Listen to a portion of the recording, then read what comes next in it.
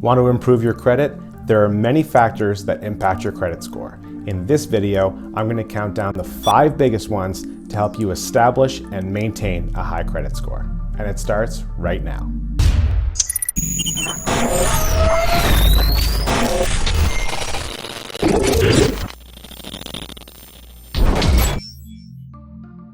Welcome back to the channel. My name is John Eagle, and my wife Amanda and I are real estate investors based here in Kitchener, Ontario. Our goal for this channel is to be a resource to people who are passionate about personal development, financial freedom, and building a legacy to be proud of. So if you're into that sort of thing, make sure to subscribe and turn on notifications. It really goes a long way towards supporting the channel and make sure that you never miss out. Today, we're going to talk about credit scores. By the end of this video, you should understand the different types of credit and what it takes to build and maintain a good credit score. Credit scores generally range between 300 and 900. A score between 700 and 900 would be considered excellent. 600 to 700 would be good, and below that would be fair or poor. Having a good credit score is important for many reasons. First off, you typically need one in order to borrow money. What I can't stress enough is that there are good reasons to borrow money and bad ones. For example, taking out a mortgage to buy a home or an investment property is a good use of debt. Opening up a credit card to buy a TV isn't the best use of debt. Debt like this, especially if abused, can land you in some trouble down the road, especially in the event that you get sick or lose your job. Before we get into the top 5 things that affect your credit score, I want to quickly review the 2 main types of debt. The first one is revolving. Revolving debt is any credit that becomes available again once it's paid down or paid off. A couple of examples of this would be a credit card or a line of credit. The second one is fixed. Fixed debt is any lump sum debt that has a fixed payment that is paid off over a predetermined period of time. Some examples of this would be car loans, student loans, personal loans, and mortgages. Unlike revolving credit, once these are paid down or paid off, they're done and you can't re-borrow those funds. In my opinion, we should all try and stay away from consumer debt. Consumer debt is when you take on a loan or credit card debt to purchase items like food, household goods, or any other type of item you might buy on a day-to-day basis. Consumer debt can make it harder to get approved for mortgages. In some cases, the stuff you're buying can even become obsolete or break before it's even paid off. Now, why is having a credit score so important? Having a good credit score makes borrowing money easier. It's easier to rent an apartment. In some places, your credit score can even affect your chances of getting a job, especially in the finance industry. By the way, guys, if you're liking this video so far, make sure to give it a like. Now, it's time to jump into the 5 things that have the biggest impact on your credit score.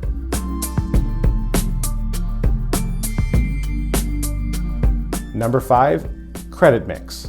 This accounts for 10% of your score calculation. It's important to have experience managing both types of credit, revolving and fixed. This helps you to have a higher credit score, but also shows potential lenders that you know how to properly manage any type of debt. This increases your chances of getting approved. An example of this would be to have a credit card and a mortgage. This shows you can make fixed monthly payments and can also keep up with making your credit card payments. I'd like to know, do you have different types of credit? Comment below.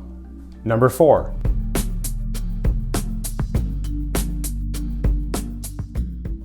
New credit. This accounts for 10% of your score calculation as well. While it doesn't hold a huge weight, it is a really important one because it helps lenders see how you normally shop for credit. It has been proven that applying for a lot of new financing in a short period of time can drop your score and can identify you as a credit seeker. Even if the rest of your credit report looks good, having too many recent credit checks or inquiries can turn a lender off from lending to you. If you've opened several new accounts recently, I would suggest taking a break. Manage the ones you have effectively and let that experience grow. This brings me to number 3.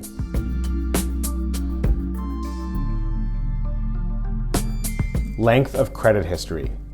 Now, length of credit history accounts for 15% of your score calculation. The longer an account is open, the better it is for your score. This shows lenders how much experience you have with managing and paying the account. Basically, they need to determine how much of a risk you are to them, so if they see a long history of great debt management, they'll not only be more likely to lend to you, but they'll probably be excited to lend to you. Number 2,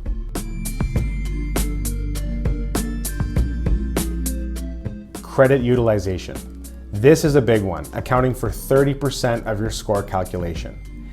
This is how much of your limit you are using on a revolving credit product. For example, if you owe $7,000 on an account with a $10,000 limit, your utilization is 70%.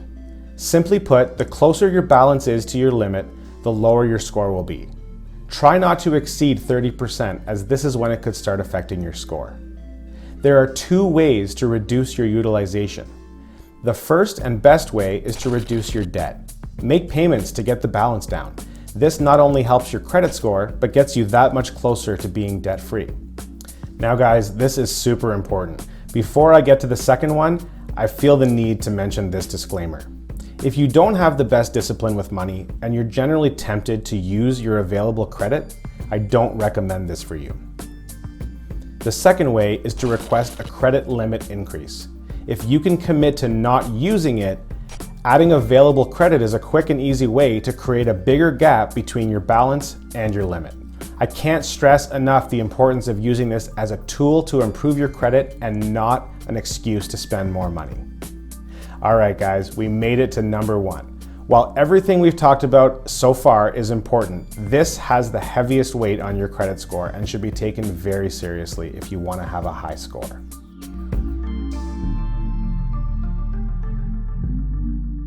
Number 1, payment history. Payment history accounts for 35% of your score calculation. Payment history is how well you have paid your creditors. Missed payments will generally affect your credit score past the 30-day mark. Don't worry, missing a payment by a few days typically won't affect your credit. Once an account has gone 120 to 180 days past due, it will likely be charged off. This is when your creditor writes off the debt as a loss. You are still legally obligated to pay it at this point, but it puts a mark on your credit, significantly lowering your credit score, making it harder to borrow in the future. It's always best to make at least your minimum payment on or before the due date to remain in good standing. Now, I've heard this a lot. There's a very common misconception. My minimum payment is only $10, so it's not a big deal if I miss it. It really doesn't matter if your minimum payment is $10, $100, or $500. They will all impact your credit score the same way if you miss it. While I don't suggest carrying a balance for long, if you do need to, you must at least make your minimum payment to avoid a hit to your credit score. There is always a lot of confusion about how credit scores are calculated. The truth is, we may never fully know all the little things that affect our scores on a daily basis. But if you understand these 5 things and implement them, you can easily have an 800 plus credit score. It's also extremely important to use credit responsibly. Putting items like TVs or video game consoles on credit can be expensive and affect your score negatively. I recommend only buying items like this when you have the funds to do it, because frankly, if you need to put it on credit, it probably means you can't afford it to begin with. Staying away from consumer debt like this will only make it easier for you to borrow for something more important like a house. It keeps your payments lower, your debt level lower, and will protect your score from being impacted in the event you miss a payment. Because I'm a real estate investor, I rely on financial institutions to fund my properties. I never want to give them a reason not to lend to me. To maintain a credit score over 800, I always make sure not to take on unnecessary consumer debt. I always make my payments on time, and I keep my balances below 30% of my limit. Guys, if you found this video useful, smash the like button, subscribe, and turn on notifications so you won't miss more great videos like this one. See you next time.